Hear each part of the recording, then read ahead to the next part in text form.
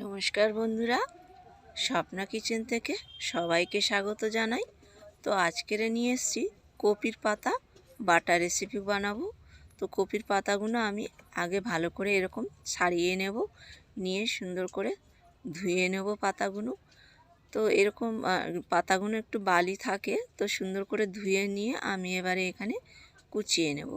তো কোচানো ছোটো ছোটো করে কুচিয়ে নিয়ে আর এদিকে আমি বসিয়ে দিয়েছি কড়াইতে পাতাগুলো দিয়ে দিয়েছি, জলে দিয়ে একটু ঢেকে দিয়েছি ওই 2 মিনিট মতন, যাতে রঙটা সুন্দর লাগে। তো সেদ্ধ আমার হয়ে গেছে। এবার আমি একটা ঝাঁঝরির মধ্যে ঢেলে জলটা ঝাড়াতে দিয়েছি। আর রসুনটা বন্ধুরা, এখানে ছোট ছোট রসুন আমি খোসা শুদ্ধই কোরাবো।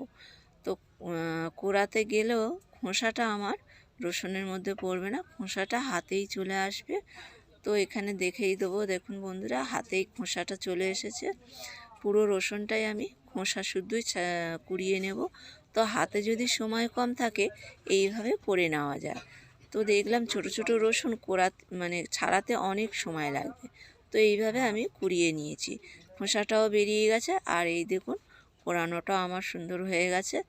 তো এইদিকে আমি দুটো পেঁয়াজ কুচিয়ে নেব ছোটো ছোটো করে একদম।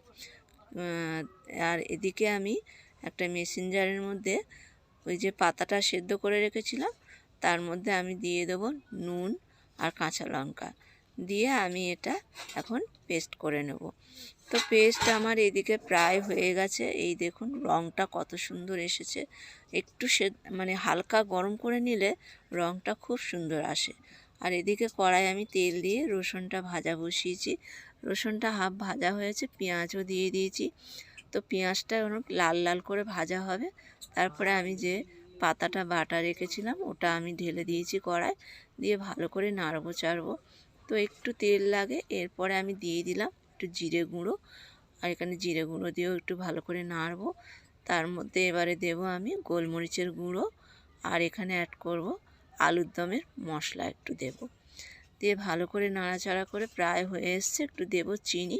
চিনি যতটা লাগবে ততটাই দেব। আর এখানে 1/4 ভাগ লেবু, পুরোটা দেব না, 1/2 হাফ দেব।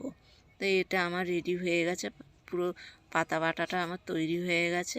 তো কত সুন্দর লাগছে বন্ধুরা। তো বন্ধুরা, পুরো ভিডিওটা দেখার জন্য অনুরোধ রইল। আর এইভাবে পারলে আপনারা একবার বানিয়ে খেয়ে দেখতে পারেন।